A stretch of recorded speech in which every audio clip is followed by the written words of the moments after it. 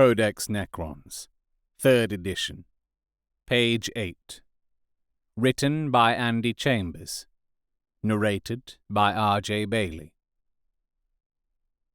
Jerem Shaler walked confidently past Governor Tarkis's guards, trusting her polymorphine-granted disguise and stolen papers. For 5 years, the governor had been a growing irritation. Now he was not only withholding tithes, but providing sanctuary for condemned heretics. Today, he would face the Emperor's justice. Governor Tarkis stood 20 meters in front of her in the concourse, exchanging greetings with 2 of his generals. He looked up and saw her. "Baron Victor, how good to see you. I was hoping you would report today. Please come with me. Excuse me, gentlemen." Baron Salos Victor had been Tarkis's Minister of Production. Earlier that morning, his new mistress had proved to be Jerem Shaler, disciple of the Callidus Temple, and his career had ended.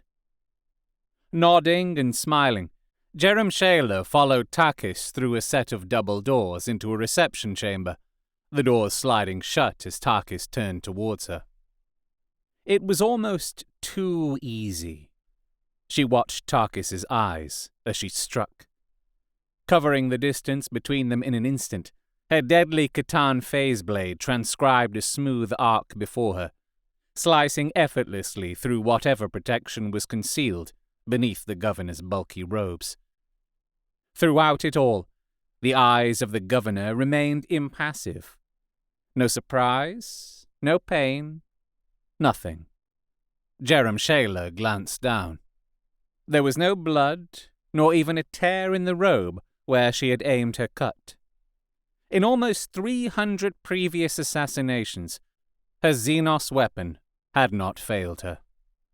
She struck again, this time a 2-handed thrust into the governor's heart. The blade penetrated to the hilt, doubling Tarkis up. He slowly straightened, sternly meeting Jerem Shaler's gaze before allowing an ironic smile to twist one corner of his mouth. "I was wondering just how corrupt poor old Tarkis was going to have to get before he was condemned to a swift death. Your high lords are too soft. That will have to change." Light burst from his eyes, the light of a sun, blinding and burning the assassin as a sudden phantom wind lifted her and smashed her into the wall. Her reflexes saved her. Rolling into a ball, she rode the impact, landed lightly, and reached for her neural shredder. A bludgeoning blow sent it spinning while a grip of iron closed on her throat and lifted her. The governor was wreathed in balefire, held aloft by a wind that seemed only to touch him.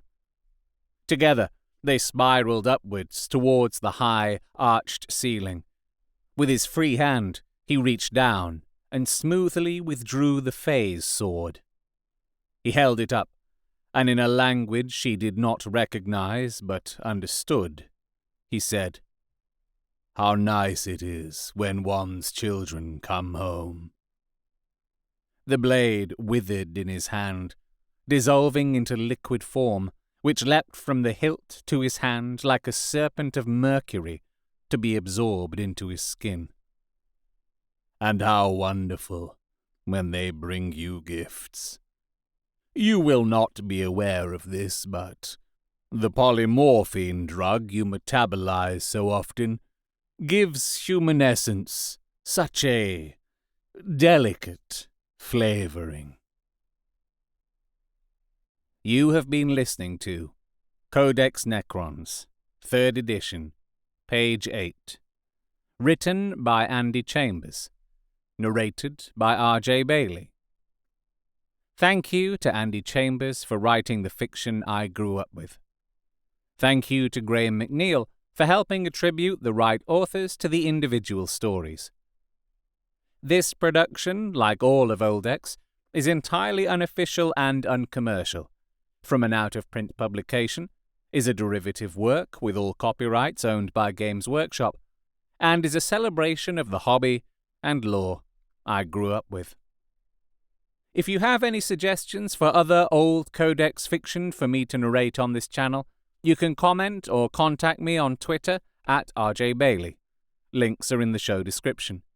You can follow Graham McNeill on Twitter at Graham McNeill, and you can find his website at graham-mcneil.com.